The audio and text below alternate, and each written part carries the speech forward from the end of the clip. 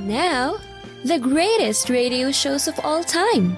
Suspense. The Shadow Node. Washington calling David Harding, counter-spy. Classic radio theater. The Great Gildersleeve. Fibber McGee and Molly. Dragnet.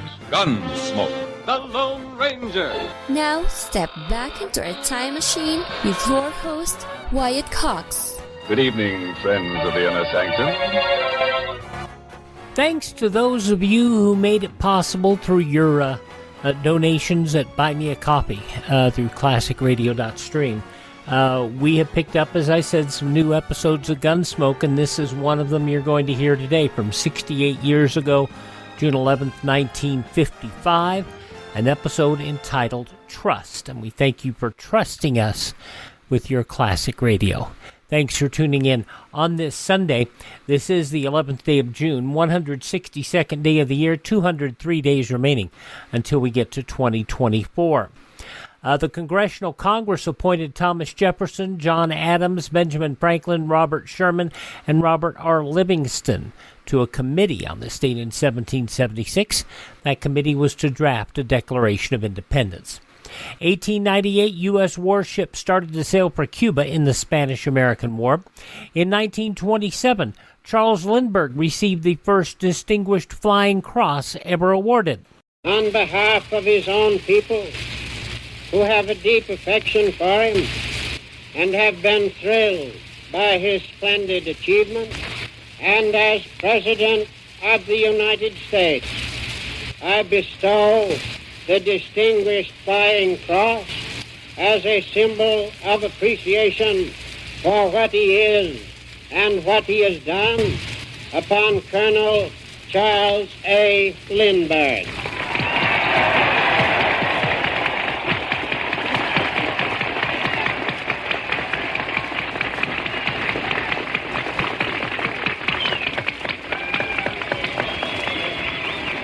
Intelligent, industrious, energetic, dependable, purposeful, alert, quick of reaction, serious, deliberate, stable, efficient, frank, modest, congenial, a man of good moral habits and regular in his business transactions.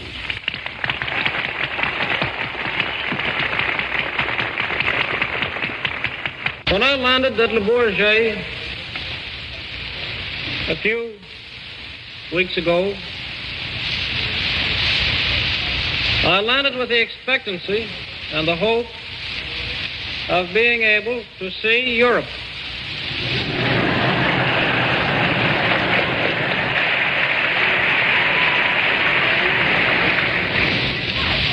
It was the first time I had ever been abroad.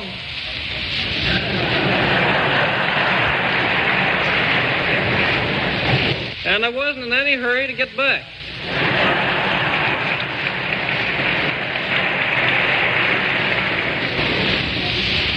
And I was informed that while it wasn't in order to come back home, that there'd be a battleship waiting for me next week.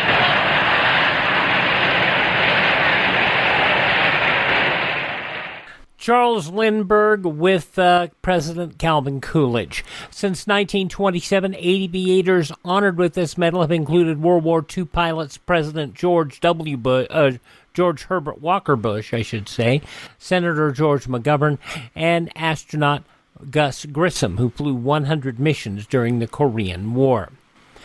It was on this date in 1963, Alabama Governor George Wallace stood at the door of Foster Auditorium at the University of Alabama in an attempt to block 2 black students from attending that school. That same day, President Kennedy announced a civil rights bill. We are confronted primarily with a moral issue. It is as old as the Scriptures and is as clear as the American Constitution.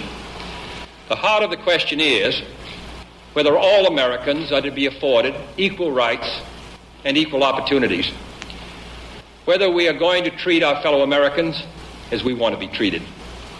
If an American, because his skin is dark, cannot eat lunch in a restaurant open to the public, if he cannot send his children to the best public school available, if he cannot vote for the public officials who represent him, if, in short, he cannot enjoy the full and free life which all of us want, then who among us would be content to have the color of his skin changed and stand in his place? Who among us would then be content with the counsels of patience and delay? It would not be until President Kennedy had been assassinated that the Civil Rights Bill would be passed by Congress. In 1970, Anna Mae Hayes, Elizabeth P. Hoisington officially received their ranks as U.S. Army generals. It was on this date in 2001, Timothy McVeigh executed for his role in the Oklahoma City bombing. 2004, President Reagan's funeral held at Washington National Cathedral. 2018, President Donald Trump and Kim Jong-un of North Korea held the first meeting between leaders of their two countries in Singapore.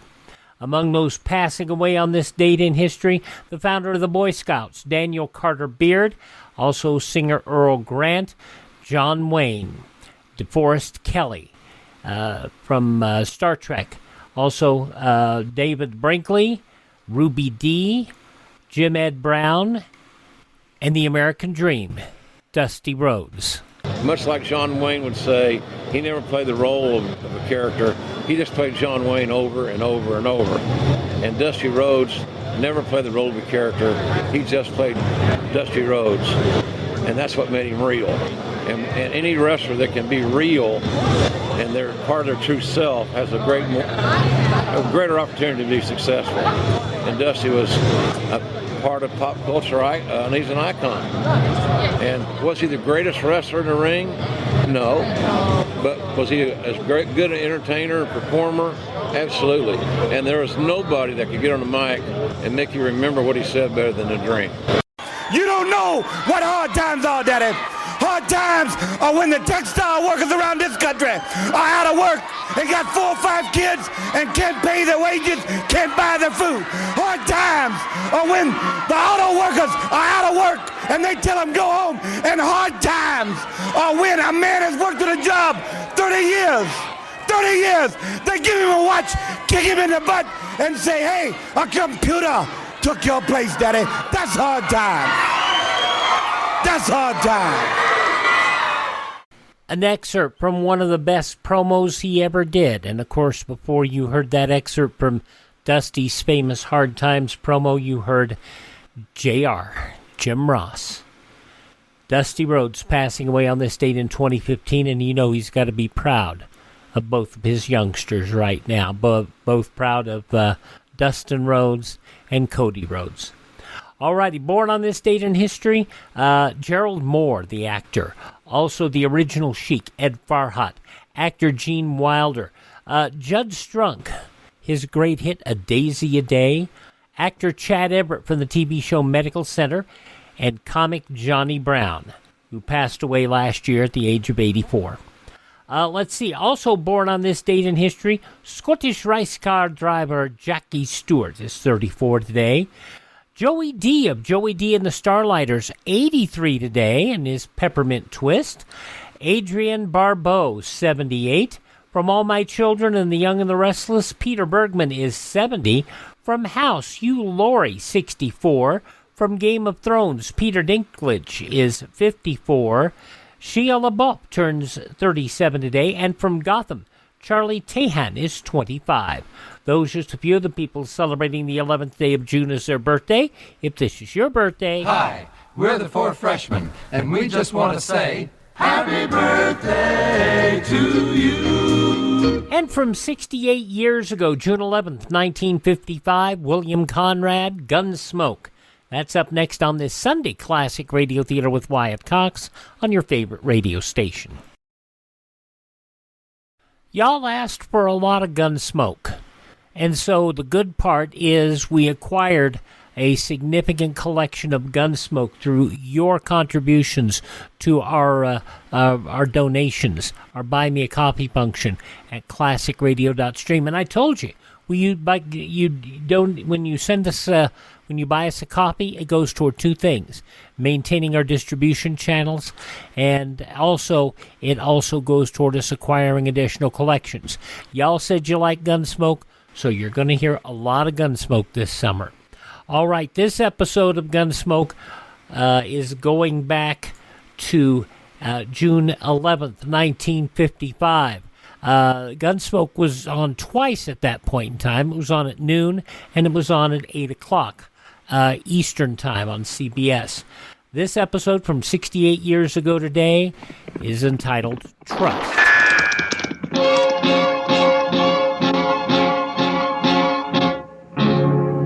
Gunsmoke. Around Dodge City and in the territory on West, there's just one way to handle the killers and the spoilers, and that's with a U.S. Marshal and the smell of Gunsmoke.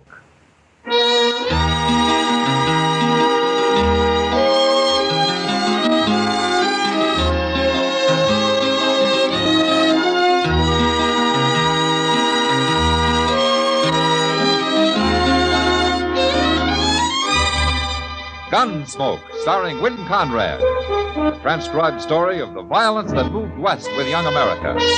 And the story of a man who moved with it. I'm that man, Matt Dillon, United States Marshal. The first man they look for and the last they want to meet. It's a chancy job, and it makes a man watchful. And a little lonely.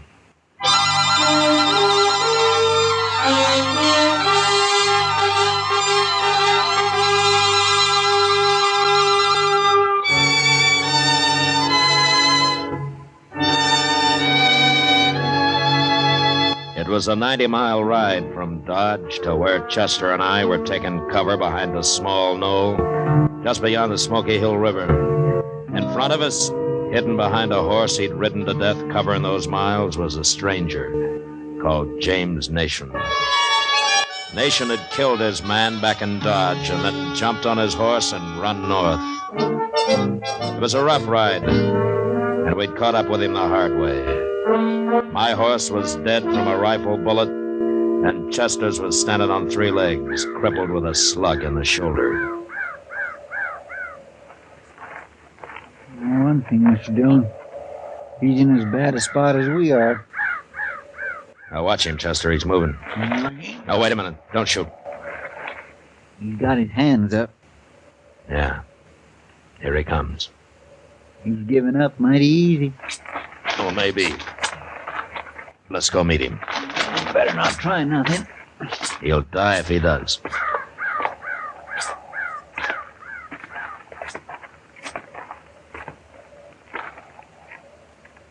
Keep coming, Nation.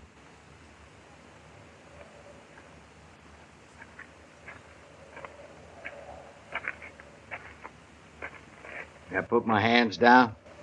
Put them down. How come you didn't shoot it out? I don't like killing. You killed a man in Dodge. Self-defense, Marshal. Not according to the witnesses. They was all friends of his. They said they'd tell you that. I heard them say it. A man looks guilty when he runs, Nation. You don't believe me? Not up to me. You'll get a trial. At least I'm still alive. But a long way from Dodge. By golly, that's right, Mr. Dillon. How are we going to get back, anyway? Now, we haven't crossed the Overland Express route yet. We'll walk on till we find it and then wait for a stage. We can get to Fort Donner. We can borrow some horses from the Army. Maybe the stage won't pick us up? Well, it sure won't pick us up here. Marshal? What? You don't owe me no favors, Marshal. But I'd like to ask something of you. Yeah? I never been arrested before, never in my life. Kind of ashamed of it. That's not my worry. I know. It's only a little thing I'm asking. Won't make no difference to you. Would you, when we get on that stage and all, would you not say nothing about your taking me in? Don't let them know I'm a prisoner? You got a lot of guts to ask for any kind of a favor. I'd be powerful grateful to you, Marshal. Well, all right. It doesn't matter anyway. But you make one bad move and you'll go to Dodge on a sack. I won't give you no trouble. I swear I won't. You'll get a fair trial. Well, if it is a fair trial, I'm going back to California. I don't know why I ever left. Chester. Yes, sir? Go finish off your horse. He stood there long enough. I'll go with Nation and get his guns. All right. Doggone you anyway, Nation.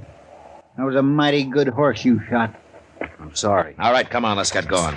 We got a long walk ahead.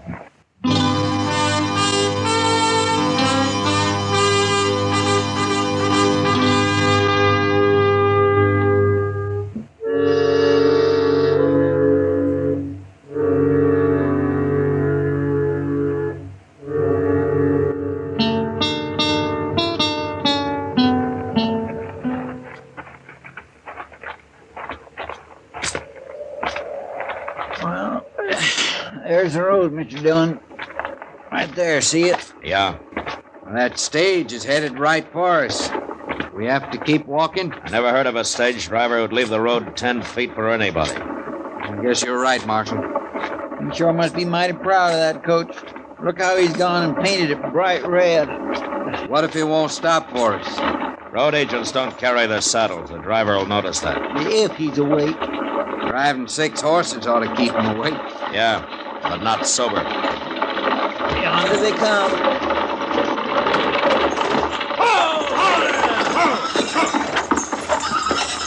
That's a shotgun the messenger's holding on you, men. We're passengers, not bandits. Where's your horses? Remember, Marshal, what you said. We lost them. Lost them? You don't look like greenhorns to me. It can happen to anybody. They're all right, Hank. The one in the middle ain't even armed. Pick them up. Okay, Wells. It's your treasure box. How far you going? Fort Donner. We'll call it 60 miles to Donner. You're crowding us some. So that'll be 10 cents a mile. $6, huh? $6 a piece. Payable in advance. Taking advantage of a man doesn't seem to bother you very much, does it? Pay up or walk, mister. All right. There it is. $18. 10, 15, 16, 17, 18. Okay, get in. I don't know how them people in there are going to like this, so. Room for a couple more in here? A man that can't hold on to his horse ought to be made to walk. There's room for 2 if we jam up, but we sure can't handle 3. No? You can see that for yourself, mister. Yeah, you're right. Chester. Oh, no. Now, doggone it all, do I have to climb? I don't want Nation on top, so you got up there. Yes, sir. Doggone it, they ought to charge less if I got to ride on top like a doggone carpetbag. Company guarantees a ride, mister. Comfort's your problem. Now, get on or get off. You've held us up long enough. All right, get in, Nation. Just wind, I'll probably fall over here and bust open like a sack of...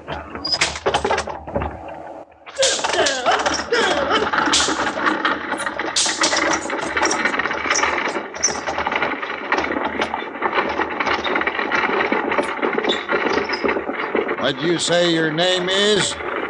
I didn't say. But it's Dillon. Well, I'm Zimmer. This old goat here calls himself Fly. My name is Fly. And I don't give a hoot what any of you call yourselves. A crusty old devil, ain't he? But at least he's sober. Look at them other 2. They only wake up long enough for a pull on that jug of poison they got. Get drunk enough to go back to sleep. What business you in, Dillon? Questions. Zimmer, you got the manners of a bullwhack. Nobody's talking to you, old man. Good. Then I don't have to listen to your gobbling. I'll shove my boot in your face in a minute. Oh, shut up. You can't scare anybody who's lived as long as I have. 85, Dillon. Would you believe it? No, sir, I sure wouldn't. I knowed Meriwether Lewis, Dillon. Met him in St. Louis when he and that Clark fella came back from the West Ocean. West Ocean? Listen to him. Why don't you leave him be, Zimmer? Oh, don't pay him no mind, Dillon. He's been nervous about something the whole trip. What are you talking about? You got ants all over you, Zimmer. I can see him from here. Yeah, if you weren't so doggone old, I'd squeeze you out of your skin, Fly. I ain't gonna talk to you no more. Hey, Dillon, Yeah. We'll be at Cherokee Station in about an hour. Spend the night there. Grub's terrible low. Last time I was there, all they had was fat pork. One pilgrim claimed a sore belly, said he couldn't eat fat pork. And you know what the old woman who does the cooking told him? Real polite like. She said, well, then you just help yourself to the mustard, my friend.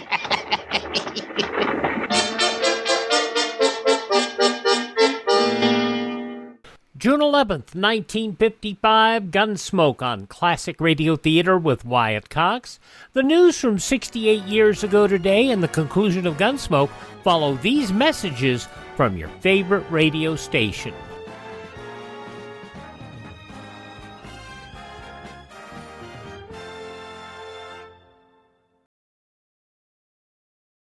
Just going to take a minute here to tell you about the big savings going on now, the clearance sale at mypillow.com. And you know, I've talked about how in my office I have a pair of my slippers, and they're really comfortable, and they're on clearance right now. The mypillow.com slippers, $25 a pair, limit 10.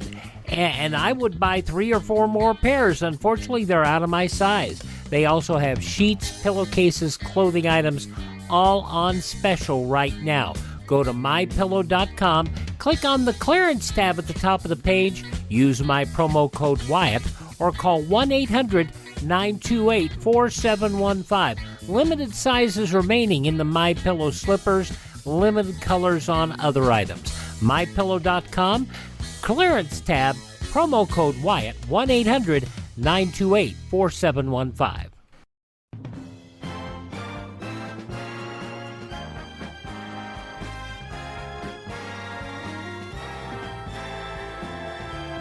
Classic Radio Theater with Wyatt Cox here on your favorite radio station, and we're listening this hour to an episode of Gunsmoke Trust, as it was originally broadcast on Saturday, June 11th, 1955, in the newspapers of that Saturday 68 years ago. These were some of the headlines. Public health officials disclosed yesterday that 6 scientists are being assigned to keep a continuous on-the-spot check of all 6 manufacturers making Salk anti-polio vaccine. Simultaneously, Surgeon General Leonard A. Shield says there is good reason to believe science will be able to use the theory behind the Salk vaccine to develop weapons against other diseases. AIDS listed these as influenza, common colds, viral pneumonia, measles, and even cancer. The CIO United Auto Workers snuffed out the last of a series of wildcat strikes which hampered negotiations with General Motors yesterday and launched a final drive to reach a contract settlement by the Sunday midnight deadline. Morning conferences aimed at ironing out local problems. The teams went back to work in the afternoon. General Motors announced yesterday it's building a low-slung, lightweight, low-cost train that can carry 400 passengers in comfort at a sustained speed of more than 100 miles an hour. The first official news that GM is doing in the revolutionary field of lightweight passenger rail equipment came in a statement from President Harlow H. Curtis. The long-awaited tip-off came to the railroad industry after 4 railroads, unable to agree on a standard type for cheap mass production, had ordered various types of the rail-hugging trains from 3 manufacturers. The House Appropriations Committee yesterday ordered a 40% cut in President Eisenhower's atomic request and flatly denied $6.5 million he requested for the controversial Dixon-Yates project. The Democrat-controlled committee voted the Atomic Energy Commission $618 million for weapons production and other activities. That was a cut of $427 million in the president's budget request. It said the committee has plenty of unspent funds. Federal authorities reported yesterday a narcotics syndicate has $1 billion worth of cocaine stored in Mexico for smuggling into the United States. The report came with the disclosure that officers have already seized one shipment worth $2.5 million and tabbed the biggest ever netted in this country. President Eisenhower's signature yesterday brought final approval of an average 8% pay increase for 500,000 postal workers, ending months of squabbling. The approved bill may set the pattern for a similar pay hike for 1 million classified civil service workers. Their bill is now pending in a House committee. Police in Germany have revealed the curious story of a former Nazi stormtrooper who spent 11 years hiding in the cellar in France, passing his time dressmaking for his girlfriend. The former Nazi, 30-year-old Friedrich Stangl, emerged from his hideout after hearing his Austrian homeland had been freed. Police said his hair fell to his shoulders, his face was ghastly white, and most of the clothes he wore were made by himself. He said he was serving as a 19-year-old private in the SS in Normandy when the Allies invaded the continent in June of 1944. Cut off from his unit, fearful of capture, he went to the nearby home of his girlfriend, identified only as Yvonne, where he hid in the cellar. For the next 11 years, according to Stangl, he never saw daylight, coming out for air only at night. He whiled away the hours sewing dresses for Yvonne and her mother and clothes for himself. Border guards said they complimented him on the workmanship of his shirt and trousers. Though some of the day's top news stories as reported in the newspapers of Saturday, June 11th, 1955, on your radio Gunsmoke. The conclusion comes up next on this Sunday edition of Classic Radio Theater with Wyatt Cox. Mutual's Crime Club on Monday's Classic Radio Theater with Wyatt Cox. 76 years ago, June 12, 1947, death is a knockout. The crook who tries to fix the prize fight is found murdered, but who did it? That's coming up on Monday's Classic Radio Theater with Wyatt Cox, anytime at classicradio.stream. Now the conclusion of Gunsmoke. 68 years ago, June 11th, 1955, Trust.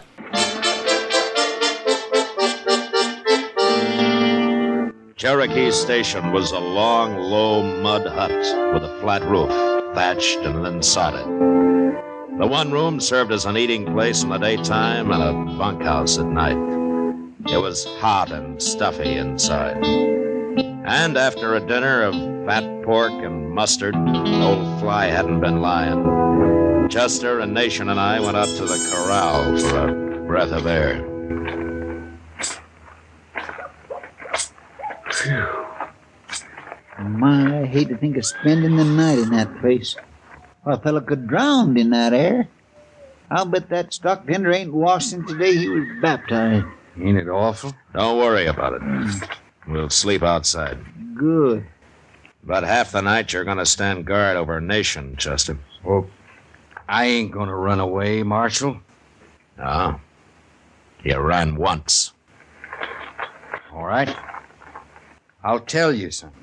Then maybe you'll trust me a little. What?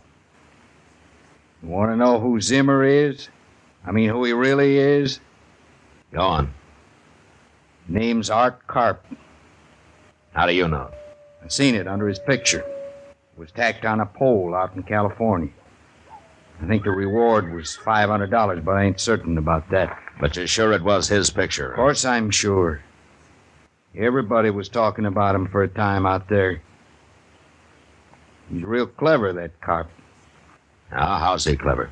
Well, I heard that one time he rode in a stage as a passenger. And then some fellas on horses, they stopped the stage in a canyon somewhere. And this Carp pulled a gun on the people inside the stage and held them there. And when the boys outside got the treasure box unloaded, he got out, climbed on a horse they had for him. They all rode off. Now, that's pretty clever, ain't it? Yeah. Yeah, that's real clever. Seems to me you went to a lot of trouble. They could have held it up without him. Passengers sometimes give bandits more fight than the driver and messenger, Chester. They feel safe because they're inside the stage. You gonna arrest him, Marshal? I think you're telling the truth, Nation. But I'm not going to arrest him. Not yet. Oh, there's that poor miserable old woman. Oh, yeah. But she can do something for me. You keep an eye on Nation, Chester. I'll be back. Yes, sir. Evening, ma'am. Evening. I, wanted to ask you to do a favor for me, ma'am. Yep. The messenger, Wells, he's inside there drinking some of your husband's whiskey. I'd like to talk to him alone, and without the others knowing it. You want me to fetch him out? Well, I'd be grateful to you, yes, ma'am. I'll do it for you. Thank you. Well, him over there. Okay. What's the trouble, mister? Come outside, will you? Okay. Save some of that whiskey for me, Hank.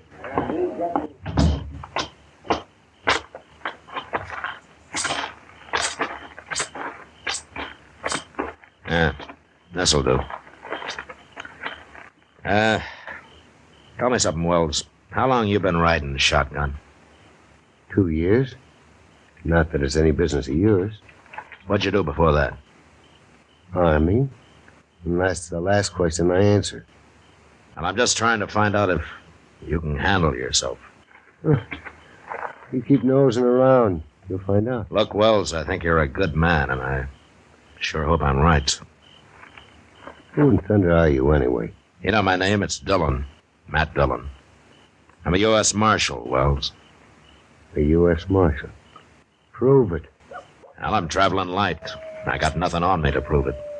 You talk right out, don't you? All right, what do you want?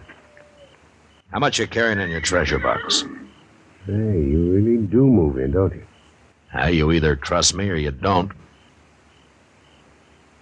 $50,000, Marshal. Good. Now, what's the best place for a hold-up between here and Fort Downer? What? It'd be Willow Creek, I guess. What is it? You think we're going to be held up? I don't know. But tomorrow you make the driver go through Willow Creek like he was on fire. Chester will be on the roof to help you, and I'll sort of organize the passengers inside. How do you know all this, Marshal? Well, I'll tell you when we get to Fort Downer. And, by the way, don't say anything about this or me to anybody. Right? I guess you're the boss this trip, Marshal. Thanks, Wells. Good night. Good night, Marshal. I sure hope I ain't made a mistake about you. Oh, Wells. Yeah?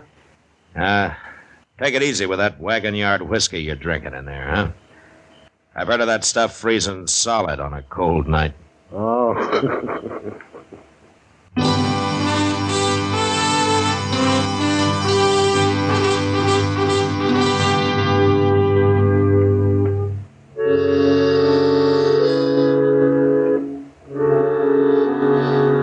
Next morning, Wells told me it was 10 miles to Willow Creek and another 12 miles to the next change of horses at a small swing station run by a lone stock tender. We went through Willow Creek flying, had no trouble at all. But trouble was waiting for us at the swing station beyond. It was a small one-room adobe hut with the usual corral at the rear. But as we pulled up, I noticed there wasn't a horse in sight. And out of the two windows facing us was pouring thin streams of white smoke. Everybody jumped down and ran up to the half-open door, where two arrows were embedded in the frame. Comanches! It's Comanches! Look at them arrows. Stand back there. Let me take a look inside. Let's all take a look, December. Why, look at that. 3 men killed. Now, this man's still alive. That's the stock tender, Dillon. Wait a minute. I thought he was alone here, Wells. He's always alone here. I'm wondering who these other 2 men are. Never mind them. They're dead, ain't they? Yeah. They're dead. Maybe he can tell us what happened, Dillon.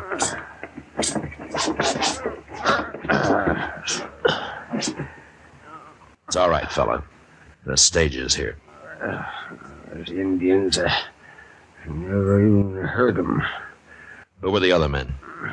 The white men. I'll leave him be, Dillon. The man's dying. Ain't you got no decency? Shut up, Zimmer. Who were they, fella? What were they doing here? Road agents held me up. Gonna hide here and hold up the stage. They had a partner on the stage. What else? Did they say anything else? Put my head down, mister.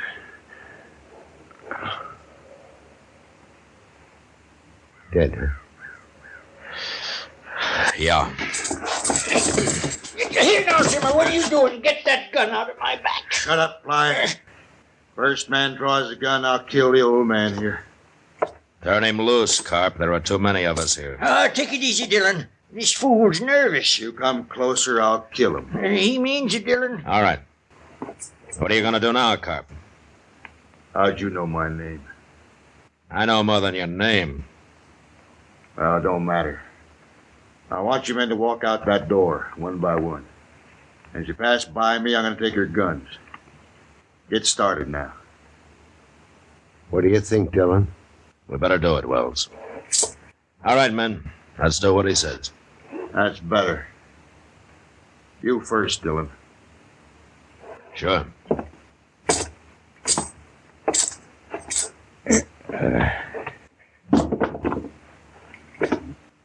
Stand right out there where I can see you. You hold still, Fly. I ain't moving. I ain't armed. And get outside with Dillon, Nation. All right, you're next. Well, you believe me now, Marshal? You're the only man who can stop this, Nation. What? Pretend to join him. Move on out. You trust me that much? I have to. All right. Now, you men line up there. Fly, stand in front of me. Carp? Hold it right there, Nation. I want to tell you something. Say it fast. You know why I wasn't armed? No. Because of him. Dillon, I'm under arrest. What? Dillon's a marshal. Bringing me in for killing a man in Dodge. He is. He was. Look, you and I got a better chance together than you have alone. I'm throwing in with you. How about it? I'm warning you, Nation. You do that, and I'll run you down if it takes a year. You won't even know where to look, Marshal. You'll be standing around here till tomorrow while we're riding off on them stage horses. How about it, Carp? If that's your name, I heard the Marshal say it. That's my name. Okay, Nation, grab a gun there and get over here. Sure will.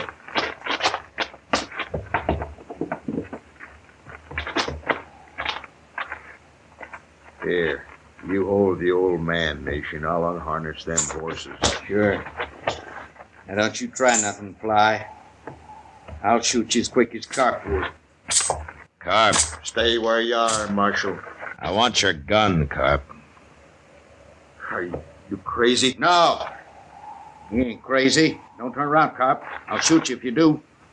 What is this? Drop that gun. Go on, drop it. He means it, Carp. I'll kill you, Marshal. You shoot him and I'll put a slug in your spine, Carp. Might be worth it. Make up your mind. You're awful willing to die, Marshal. What about you? What do you think of dying? Well? No. I ain't gonna die. There. Thought he was never gonna drop that gun, Marshal. You dirty lying dog. I'm not a murderer, Carp. I hate your kind. You did fine, Nation. I'll remember it. Now give me the gun. You still gonna take me in? Sure. Well, that don't seem fair. You know I have to. Why could have rode off with Carp? I'll be at your trial, Nation, I promise you. I'll tell him what happened here. I'm standing here with a gun. You ain't even armed. No. It's like you told Carp, Nation. You're not that kind. Here's a gun, Marshal. Thanks. I feel kind of like a fool. Do you? Well, then I've got an idea how you might get over that. What? Go over there and pick up another gun. What for? You're going to be the first prisoner I ever trusted to wear a gun, Nation. And besides, you'll need it to guard Carp till we get to Fort Donner.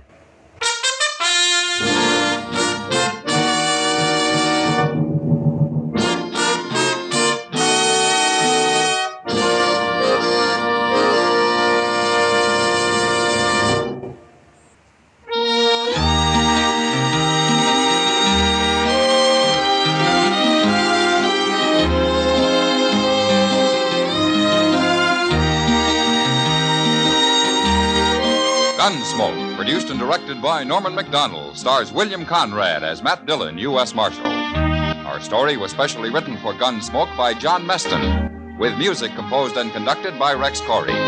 Sound patterns by Tom Hanley and Bill James. Featured in the cast were Vic Perrin, Joseph Kearns, John Daner, Clayton Post, and James Nusser. Parley Bear is Chester.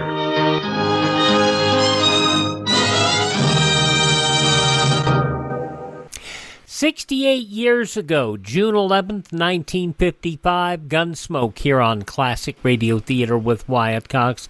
And I want to take just a moment, especially, I know a lot of you have done buy me a coffee, but I want to thank Karen, I want to thank Tom, I want to thank Susie, I want to thank Robert, I want to thank Richard, Joseph, so many of you who have done the Buy Me a Coffee at classicradio.stream. That's how we got this run of the Gunsmokes that you're going to hear during this summer season here, classicradio.stream. At classicradio.stream, you can also not only stream our shows on demand, you can also find a list of places where the podcasts are available. You can also learn about building a classic radio collection of your own. You can find our social media links there. And you can also, as I said, buy me a coffee, and that's truly appreciated. I want to take a moment to thank this radio station. Hope you will support their advertisers and let them know you're listening too, please. A card or a letter to your local station does more than you could ever imagine. Thank you so much for tuning in. Have a great week ahead. Tell all your friends the greatest radio shows of all time are right here at this spot on the dial. Classic Radio Theater with Wyatt Cox on your favorite station.